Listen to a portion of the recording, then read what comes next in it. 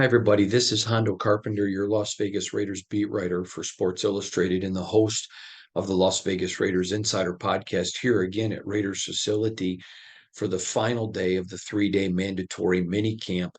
Now there's going to be, just over 4 weeks off before training camp gets going, about 5 weeks before training camp gets going on July 23rd in Costa Mesa.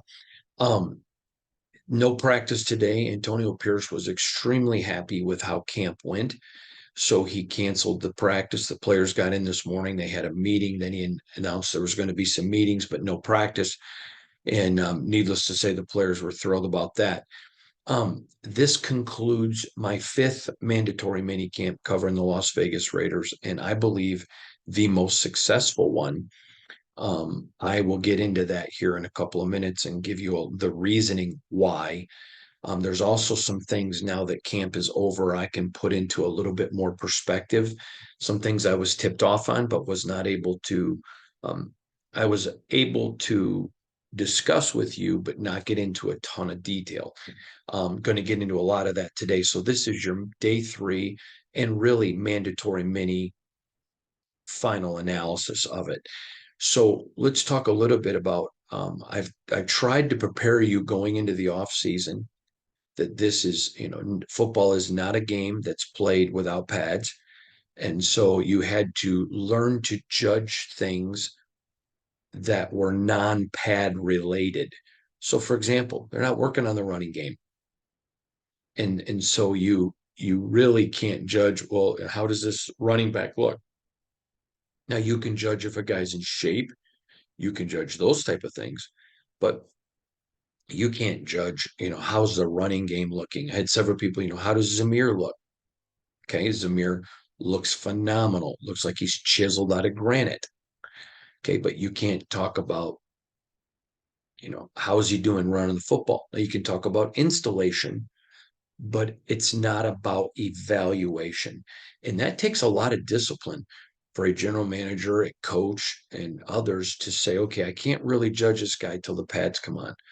Because there are some guys that just they can shine when they're not having to worry about getting hit, and then they're a whole different player when there's abuse.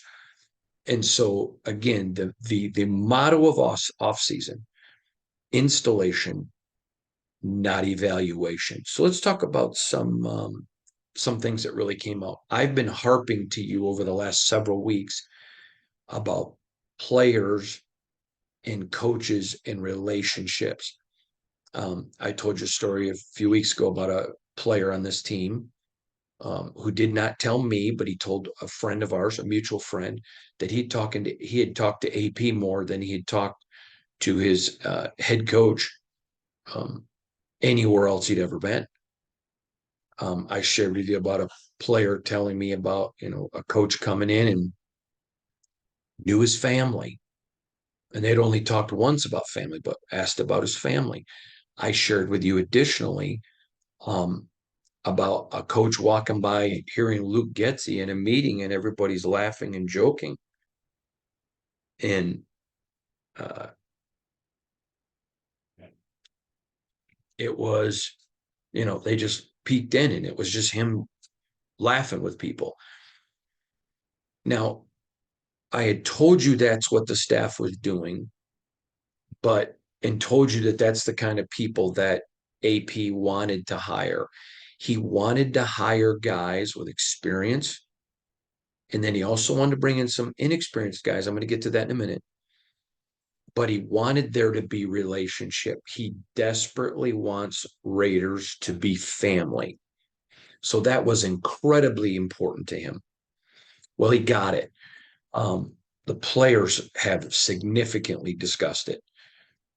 I had one particular player that said to me, I don't know that I've ever known a coach as good as I know all of the coaches on this staff. You got defensive coaches that know the offensive players, you got special teams. And AP wanted a place where, hey, we're all different. Nobody here has to be who you're not. Be who you are. And that's okay. But we're a family. And so I expect you, and I'm using AP's voice, but I expect you to know one another, care about each other, but be who you are. Under the I can tell you this now, but under the previous regime, they didn't want Rob Ryan anywhere near a microphone for a press conference. In fact, I was in the press room with my colleagues and I made a joke. Tell me Josh McDaniels isn't the coach of the Raiders without telling me Josh McDaniels isn't the coach of the Raiders. And it says, I said, Rob Ryan's doing a press conference. Okay. And AP comes in. And by the way, we've got the audio and video up. You need to make sure you go watch AP's. It was, in my opinion, best press conference he's done. And I thought the one from the NFL owners meetings was the best. This one topped it by a mile. Um, but AP goes, hey, I hope you all enjoyed that. Why? He wants Rob Ryan to be Rob Ryan. They're not hiding anybody under the bush who's part of this organization. If you're here, you're part of the family, and they want to brag about you. So I thought that was a humongous deal, a very, very humongous deal. And it was just the way that it happened, the way that it transpired, the way it all worked out. It was just interesting to see the emphasis on relationships. And again, I encourage you to go back and either listen to the audio or watch the video, depending on how you view this podcast. But please go and listen or watch the Antonio Pierce press conference. If you are a Raider fan, it is mandatory listening. And so that is what he wanted. He wanted to come out of this mandatory minicamp with two things. And that's something else I really respect about AP is that he's very detailed on what he wants and he doesn't overdo expectations. He wanted the guys to absolutely get installation, which they got, and he wanted relationships. I mean, he said something that I thought was brilliant, and I never thought about this. And I confess that, and I admit it. So he's been spending a ton of time with the offense, a ton, because they're installing a new offense. And um, when he was asked about it, he said, I want to think like a player. When I'm in those offensive meetings, I take my head coach hat off and I'm a player. Because as a player, I understand installation and how that works. His first 4 years with the Washington Commanders, well, Redskins then, but Commanders now, he had, I think it was 3 head coaches, 4 defensive coordinators, 4 linebackers, and everyone knew verbiage, everything. And he talked about he wanted to make sure is Luke Getsy and his staff installing the offense in a way that a player is going to get, comprehend, feel comfortable asking questions, all of that. Now, I'm going to be honest. I've thought it was beneficial to have AP, who is a former head coach, and I confess that. I had not thought about him being able to sit there thinking like a player. That I was like, that's huge. That's huge. So again, he wanted relationship building. I mean, they went next door to the Aces facility, which is the WNBA team that Mark Davis owns, and they did basketball together. They played basketball, they did skills competitions, all of it. Just did a lot of team building. And he talks about he wanted coaches and coaches to build relationships. He wanted players and players to build relationships. And he wanted coaches and players to build it. Now, I also asked him, one of the things that he wanted was he wanted a bunch of coaches with experience. That was important to him. And he hired a really unique mix of experienced coaches, Marvin, Joe Philbin, Rob Ryan, others, and a lot of young guys who are new. All right, he talked about getting Gerald Alexander from the Steelers, then going and getting Rob Leonard, from the Giants, wanting guys who have come from other places that are successful. Um, you know, just building with that, bringing in these guys that have a lot of experience, but then also some of the young guys. And when I asked him about it, he laughed. He goes, "You think Marvin Lewis is going to go?" You know, do something on an iPad? No, but the young coach players are. And it was very unique to me the way he has built this, very unique. I have not ever seen in all of my decades of this a coach assembling a staff the way he did. But this mandatory mini camp. So the first thing was relationships, and then the second thing was install. He told me that he told the media that he asked um, Luke Getzey, "Have you installed it all?" And he said yes. He goes, "All right." So installation. Now, he then told the players today in a private players meeting, um, when you show up on July 23rd in Costa Mesa for training camp, you better make sure that you've done your part. Yep, you got 5 weeks off, but you better make sure that you have done your part and you know the verbiage, you know your playbook, you've been given everything. And when they get there, it isn't about who was drafted where and who makes what money. It's going to be the top 53. That's it. So you better know your playbook. You better know your verbiage. You better be ready to go. Now, playbook's not done, but what they have done up to this point has been installed. Now, they take the installation and they're going to go back and look at retention. And then, like AP says, they're going to narrow it down. I think one of the things that really impacted AP, and he has not told me this, so this is Hondo opinion, but one of the things that I believe that really hit AP about the Josh McDaniels system was it was so voluminous that a lot of people were swimming. And he didn't want that. So, hey, it doesn't matter if we have 10,000 plays. If we can only do 2,000 of them effectively, then let's throw the other 8 out or keep working on them, but keep them out of the primary playbook. Let's simplify the game of football. It's not real difficult. Block, tackle, catch, run, throw. I mean, we're not doing brain surgery. It's the same game that kids play at the Pee Wee level, just the players are bigger, faster, stronger. And I mean, obviously they're professionals, so they have more time to invest in it.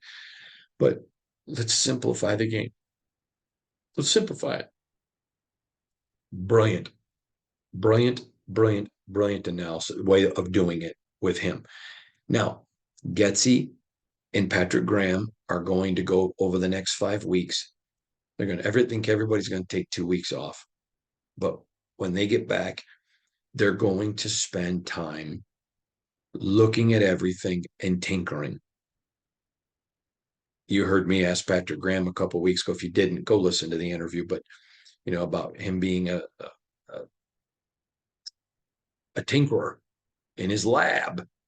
And AP mentioned that today about him going to his lab. And so the guys are going to go to their lab and they're going to work on that stuff. And they're going to spend the time tinkering, making the Raiders better. This was the first time that they've had all the rookies, all the UDFAs, all the new free agents. Everybody's been together. So now they know what they look like. So now they're going to have to go in and say, okay, here's something we would have liked to have done, but we don't really have the personnel to do that. So let's take that out. But here's something we didn't necessarily think we were going to do, but we do have the personnel. Let's add it.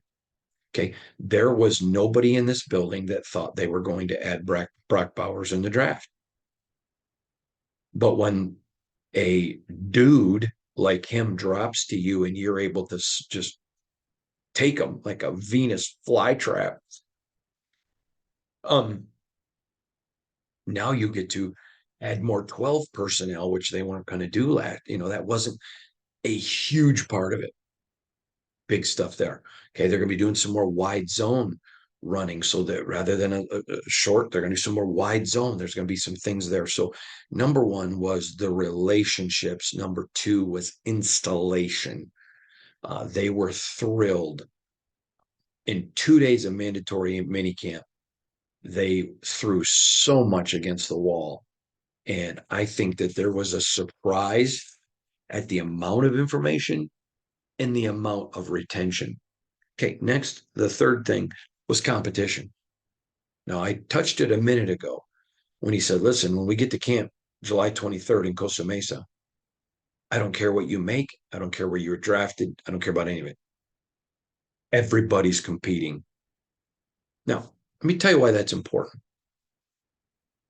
First of all, is there anybody on this team that's going to beat out Max Crosby? Nowhere close. Is there anybody on this team that's going to beat out Christian Wilkins? Nobody close. But when everybody knows I'm competing, what you're doing is you're telling your guys on the bottom end of your roster, you got a shot, but you better come in. And then you're telling some older guys, you better come in prepared. Just because you got a lot of money or just because you were a high draft pick, you better not come in here thinking you're we're born on third base, but you hit a triple. They wanted competition and they got it. And he talked about this, and I thought it was a great analysis. Um, Aiden O'Connell and Gardner Minshew they're two very different guys, but they have built a really good friendship. And I know it has surprised people in this building, not because they thought either one of them were jerks, just because they're so different. They have built a great relationship, but then the moment they step on the field,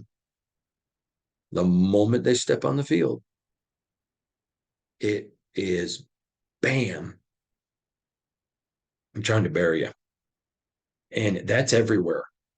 And what I thought was really cool, I'm not going to name the player, but I saw a player on this team who has somebody pushing him for a job. And the guy pushing is a young player, but pushing. And I watched them compete.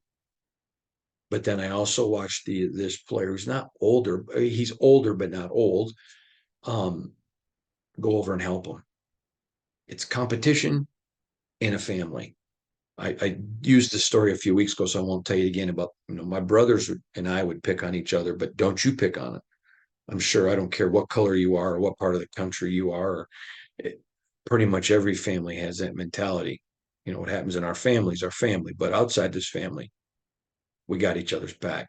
Same principle. And so the competition, AP, I told you I had several emails from people asking me that they had heard someone had sources inside camp about how far along the offense was and dominating or whatever. I did not see those reports. No one sent me those reports. So I truthfully was able to comment, not knowing where they came from, just off of people's emails. And AP even talked about, I don't know any place installing a new offense that's going to be ahead. And that was kind of humorous, but because the offense isn't bad, it's just learning something. It's just addressing something. It's literally just learning the process. So someone said to me, who do you think looks better? Well, defense. It's not even close because the offense is installing. And the offense can't, you're not running the football because you don't have contact. So the offensive line doesn't get to go out and say, okay, yeah, Christian looks really good, but now let us block him or Max. So I just think those are really good governors to understand the competition. It was as without physical contact, they competed at everything, absolutely everything. Now, I want to get into um, a couple other things that I thought were fascinating.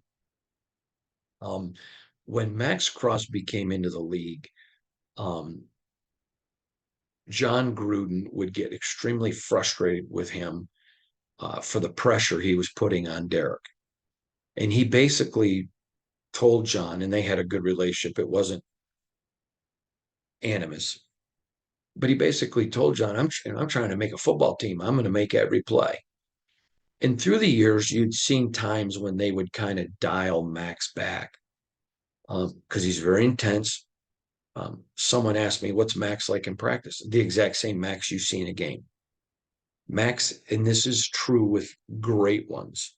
And I mean, you can be really good, but the greatest ones, the elite players, I'm talking Peyton Manning, Tom Brady, and I've watched all of them practice, by the way. But the great players approach practice like a game.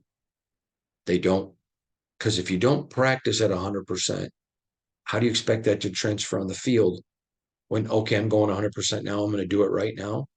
It's not the way it works. And AP told us today that he made the decision and he told his team and play and coaches, I'm putting no brakes on Max, not one. And here we go. He didn't put brakes on anybody. So you saw him and Christian, because they're not getting blocked, living in the backfield, Kuntz and others.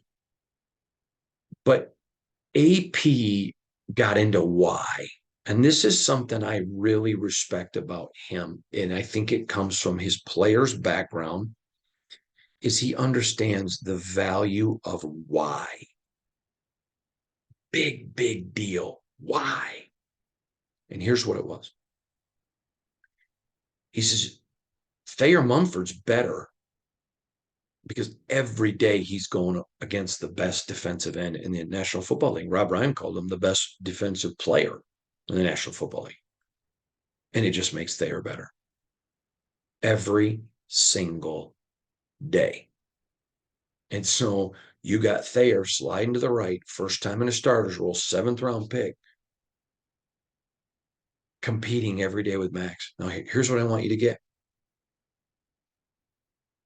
Back in the day, my coaches used to say, we want practice to be so hard that you look forward to the games because they're fun, because they're so much easier than practice. Can you imagine Thayer Munford? He's going to be like, oh, thank you, God. It's game day. I don't have to go against Max anymore. I don't have to worry about a stunt from Christian Wilkins. I get a break. And Max's impact on this team. I told you this last year, and nothing has changed. This is Max's team. But like AP said, when he first got here, it was the Max Crosby show and nobody else.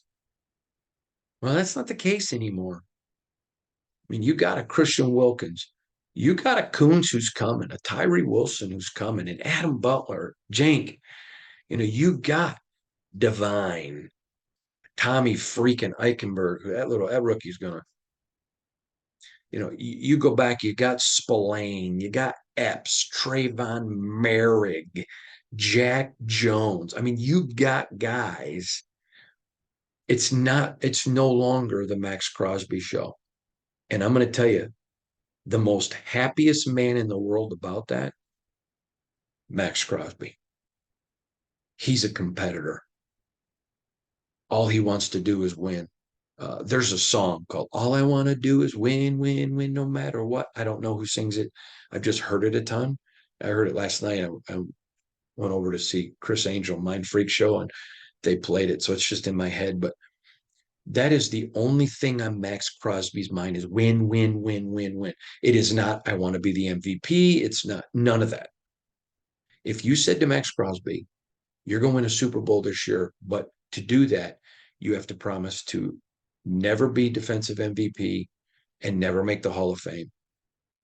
Max Crosby would say, sign me up. He's just a winner. Do I think he wants to be in the Hall of Fame? Heck yes, he does. Do I think he wants to be Defensive Player of the Year? Heck yes, he does. But those are individual things. And he would take a Super Bowl because that's winning. And he's made this team better. They are competing on every side of the ball. Okay, let's flip over to the offensive line.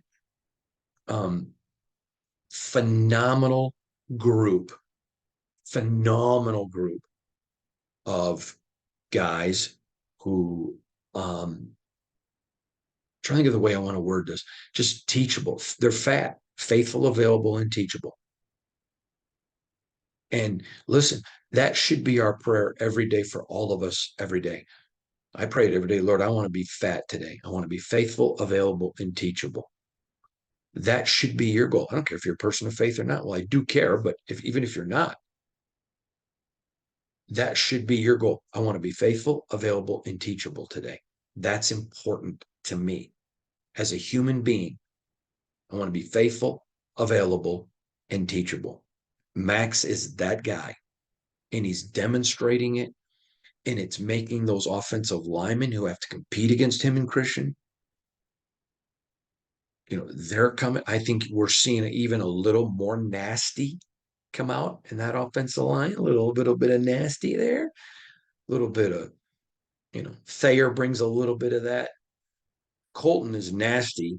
He's just quiet, but he's nasty. He's one of the best left tackles in all the game of football for a reason.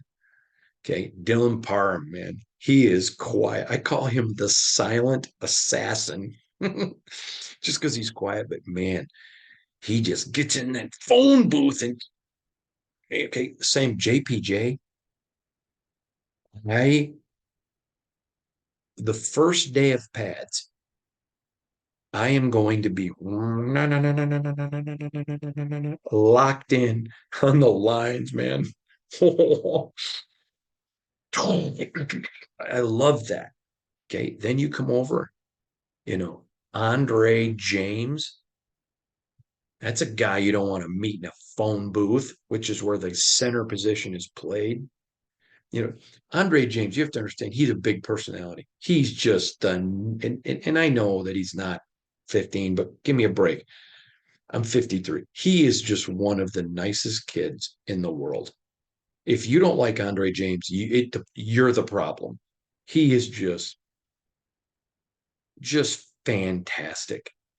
Great person, very personable. So you know this guy.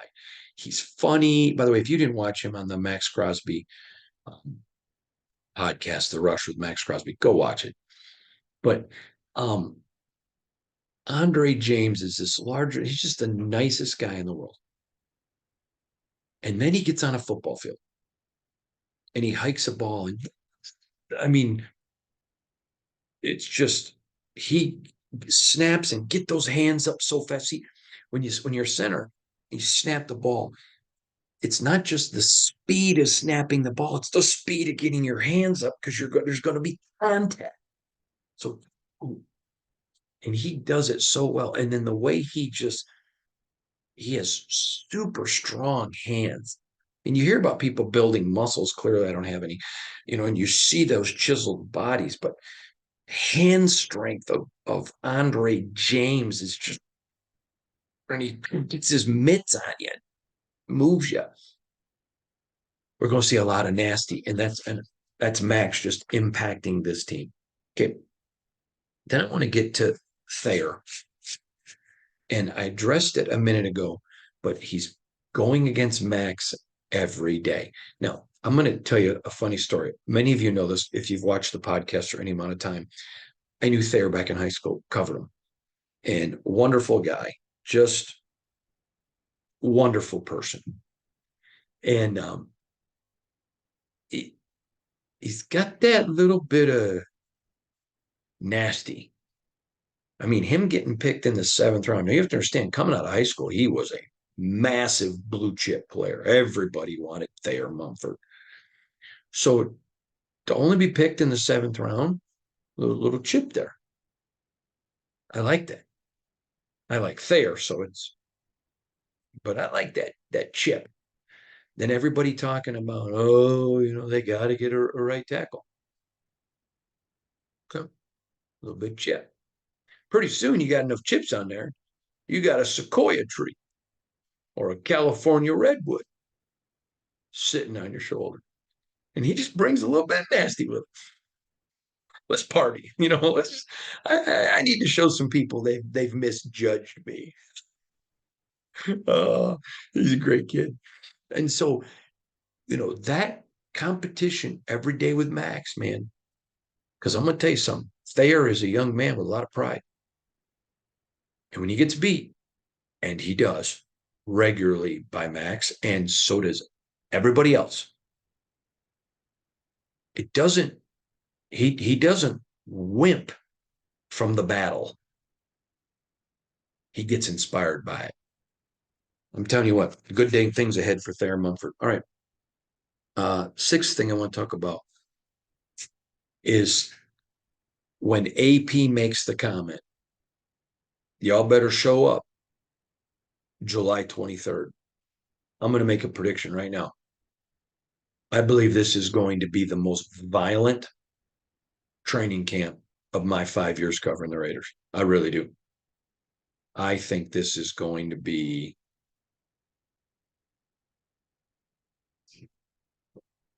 a competitive camp. Do I think they're out there trying to hurt people or cheap shots? No. But between the whistles, it is going to be tough. I believe, I make the prediction right now, only the tough are going to make it through training camp. And if you make this 53-man roster, you belong on this team. I'm just telling you. I think it's going to be. I mean, AP made it very clear. Y'all better show up for business July 23rd. You better not be learning the playbook. You better know it. You better not be learning verbiage. You better know it. You better be ready. You better be in tremendous shape. Yep. Take the next couple weeks and decompress from football, but that doesn't mean stop working. Nutrition, body in shape, playbook. But when you show up July 23rd, let's get it on. If you remember, um, there is in Rocky 2. It's really, yeah, but in Rocky, um, is it 2? No, it's Rocky 3. Excuse me. But there's a scene where Apollo Creed, Raider, is about to take on Rocky Balboa, and it's just a friendly match in a gym, just them. And you see Apollo Creed go put in his mouthpiece and go, ding, ding, meaning let's fight. All I could think about when AP was talking today was Apollo Creed. Ding, ding. July 23rd. Let's go. It's going to be a lot of fun. The seventh thing I want to talk about, though, is Trey Tucker. Now, I have said numerous times, because I think it's important to remember the development of players. Good franchises, I know that's not true, great ones, understand we need to develop players. We need to develop players. You can't just go grab free agents every time. I mean, they did a brilliant job getting Epps, Spillane, and Christian, all young guys and with a proven track record. Those are the guys you want. Guys with, plenty of wear and tear on the tires left. And you get them young. Okay, you got to pay, but you get them young. Hold on here, making sure this is not. So here is the deal. When you go get those guys, it's great, but it's better when you can develop them in-house. And so Trey Tucker's a guy, a lot of people, oh, he drops too many balls, this, and that. Okay. And I'm not denying that he didn't. But it was just like Tyree or Byron Young or others, and people just want to throw these guys away after 1 year. It's insanity. I literally, when someone talks about throwing a young player away, I need to put this in perspective. It was Damon Arnett, you knew was a train wreck the moment they picked him. Alex Leatherwood, there were other teams that wanted him, but it was just so clear He didn't have it. That's a drafting error. But when you got a player with talent and you've seen it, you just don't throw them away. And when people are like, nah, they suck, get rid of them.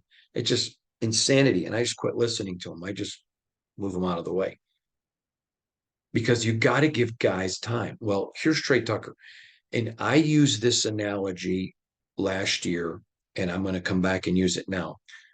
Henry Ruggs' first year was not impressive. Did a couple of things, but he really was not impressive because there was such a learning curve. And it's an adjustment to the NFL.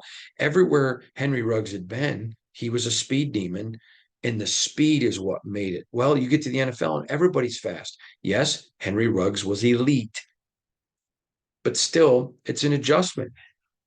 You don't have to run as good a routes when you know you can outrun everybody. Well, you can't outrun everybody in the National Football League. Okay, Trey had to go through that. There were some issues with his catching technique.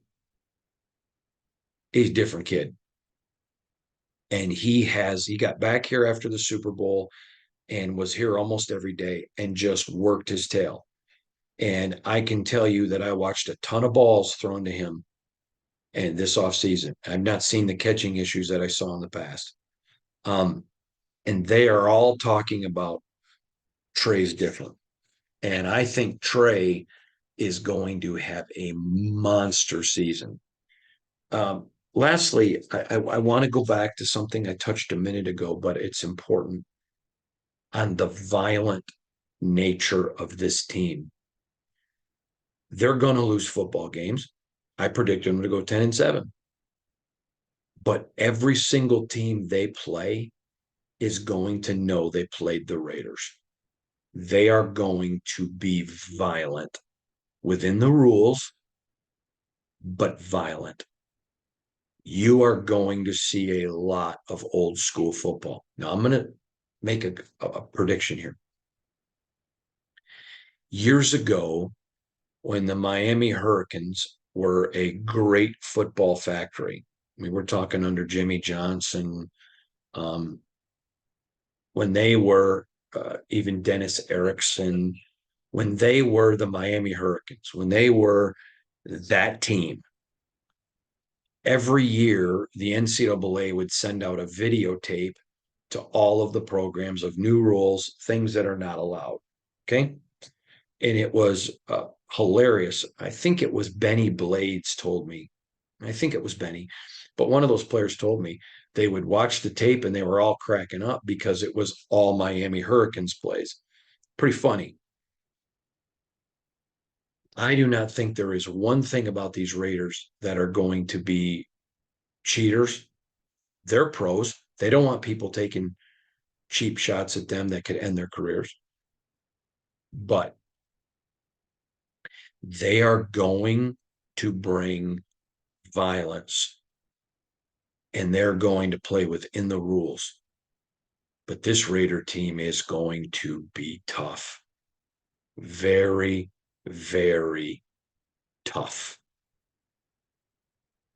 They are going to bring a level of toughness that heretofore I don't know you've seen as of late from the Raiders. They want to get you in a phone booth and dare you to get out. And they're going to practice that way. And they're going to play that way. And so I did not grow up a Raider fan, but my father and I used to watch Monday Night Football every Monday night together. And we'd order a pizza and watch Monday Night Football. And I remember, because it was almost always Raiders, watching all of the Raider games on Monday night and how violent and tough they were. Now, born in 71, so the things that I got to see from the Raiders in the 60s were always highlights. But when you watched the Raiders, they were known as physically tough and violent. You saw last year the toughness is back. And at times last year, after AP took over, you saw the violence. That that Christmas game, uh, a lot of it. I'm telling you, it's coming. All right, everybody, follow me on SI when you go to at Hondo Carpenter, please. On SI, on IG, when you go to Hondo Senior, excuse me, Hondo Senior on IG, at Hondo Carpenter on X, and SI.com/NFL/Raiders. Thanks for joining us today, everybody. God bless you, and I hope you have a great day. This was Mandatory Minicamp Final Recap.